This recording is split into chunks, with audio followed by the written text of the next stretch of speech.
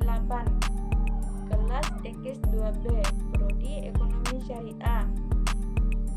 Baiklah, di sini saya akan menjelaskan tugas UAS yang sudah dipelajari, yaitu tentang GDP atau Gross Domestic Product. GDP adalah kumpulan atau total usaha barang atau jasa di suatu negara yang dilakukan unit usaha ataupun warga negara asing yang tinggal di negara tersebut dalam jangka tertentu. Biasanya satu tahun itulah dinamakan dengan GDP. Jadi mendapatkan GDP sebagai kekayaan suatu negara, jelas itu adalah miskonsepsi, pemahaman yang keliru. Nah, rumus perhitungan GDP menurut pendekatan pengeluaran adalah G sama dengan C tambah GS tambah E kurang I. Inilah yang menentukan GDP suatu negara. Salah satu faktor yang menentukan besar atau tidaknya GDP adalah total populasi dari negara tersebut.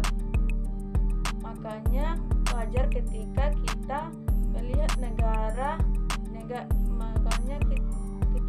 negara-negara GDP yang besar itu biasa dengan negara-negara populasi yang banyak, dan salah satunya Indonesia. Indonesia adalah salah satu negara dengan GDP yang terbesar. Tapi apakah negara Indonesia bisa kita katakan negara yang maju, negara yang kaya, atau negara yang makmur? Belum tentu, karena logikanya sampai putaran duit. Perkenalkan, nama saya Satriani, NIM 2204010034, Prodi Ekonomi Syariah 2B. Baiklah, saya akan melanjutkan penjelasan yang telah dijelaskan kepada teman saya soal GDP. Contohnya, Indonesia punya GDP lebih besar dari Singapura, jauh lebih besar, tapi kita semua tahu kalau masyarakat Singapura punya kesejahteraan yang lebih baik. Kenapa?